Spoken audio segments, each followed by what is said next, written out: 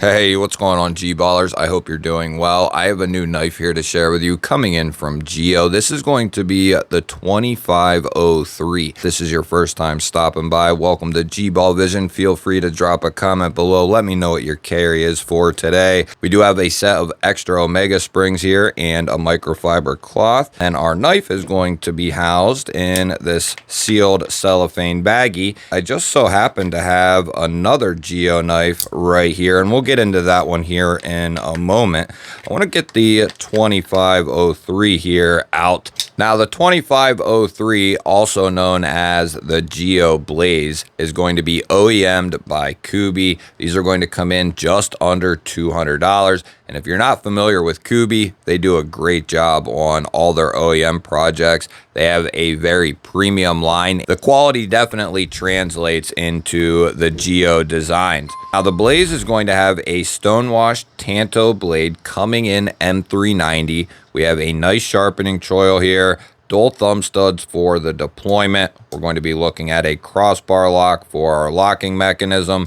We do have nice strong springs in there. I have experience with the Ethereal, which I shown earlier to open this guy up, and that is superb quality.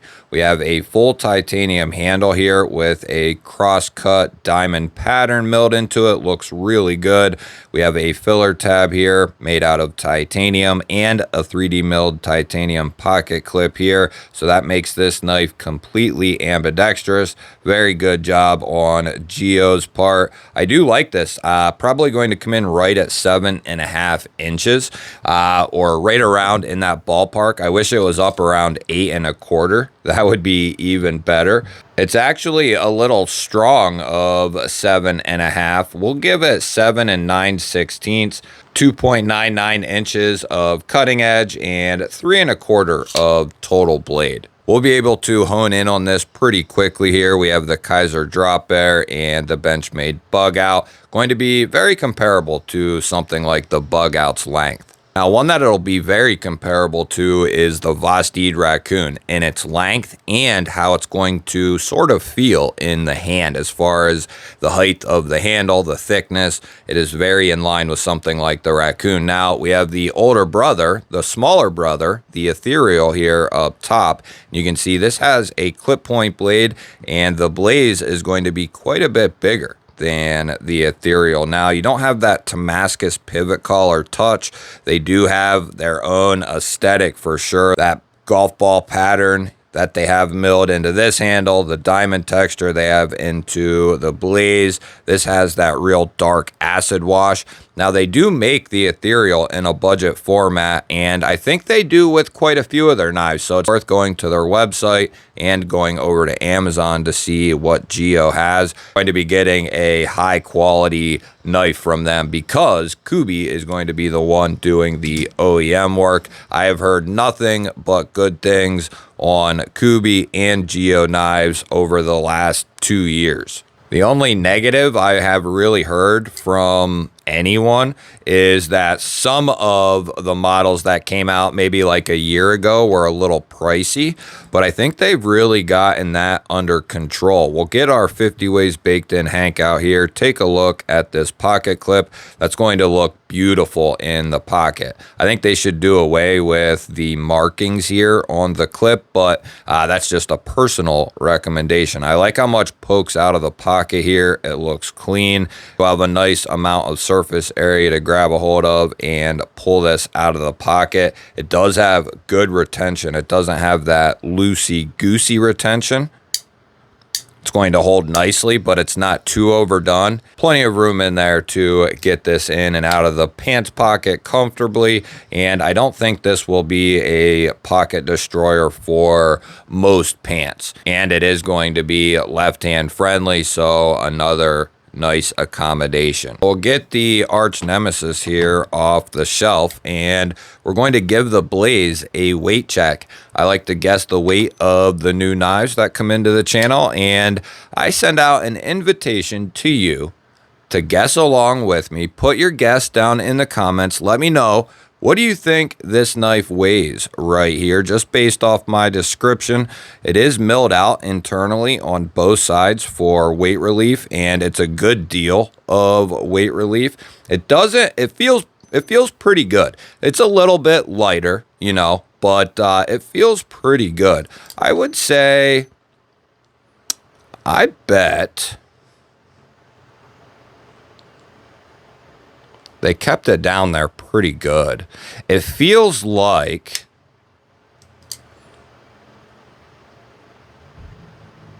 a 3-4. 3-4. Oh! Boom!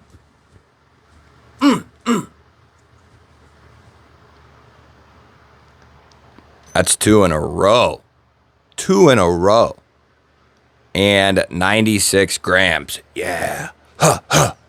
We'll get the calipers out here and we'll get a couple of measurements on our handle and blade here.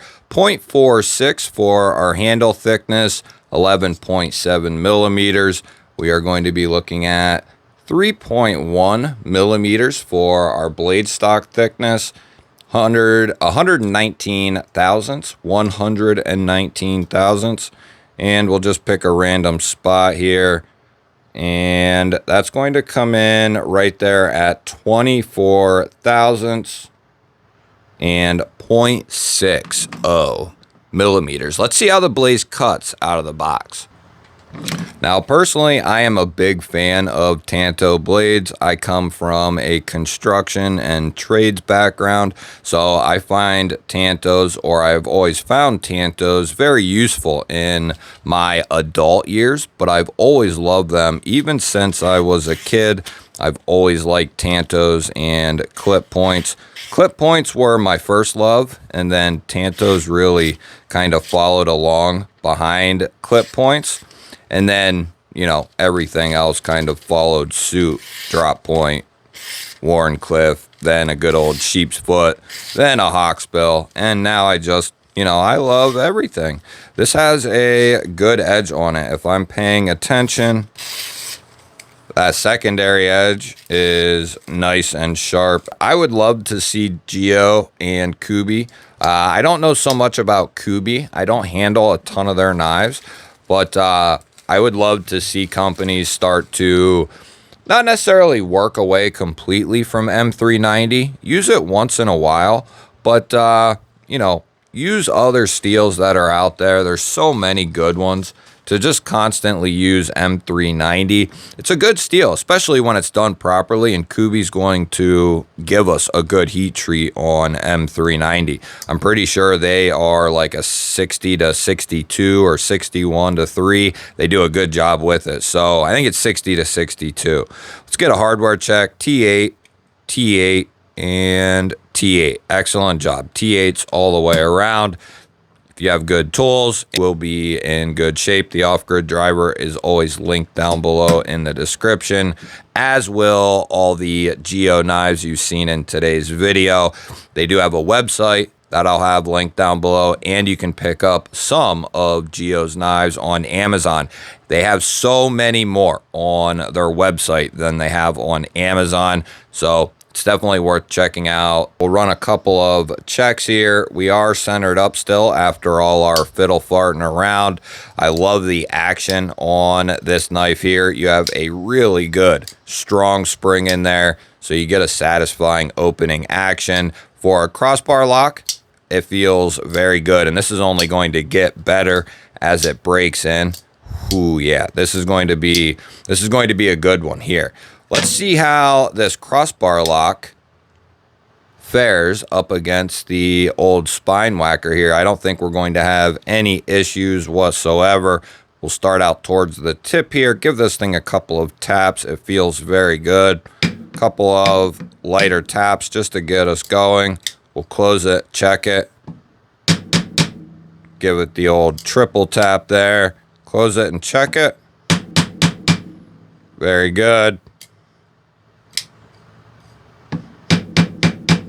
Very good. not going to have any issues out of a crossbar lock within reason. They are very dependable, very reliable locks, and they're fidgety, they're fun, they're ambidextrous in nature. All around, very good lock. This is a cool design. At 200 bucks, M390, good quality M390 and milled titanium. That's not too shabby, along with a milled titanium pocket clip. Let me know, what do you think of the Blaze here, and what do you think of GEO knives in general? I look forward to hearing your thoughts. Don't forget to hit the thumbs up button. Want to continue to see dope knife and EDC content? Make sure you're subscribed. I'll pop up a couple of new videos. Go check one of them out. Have yourself an awesome day. Thank you all again for watching. I'll catch you on the next one.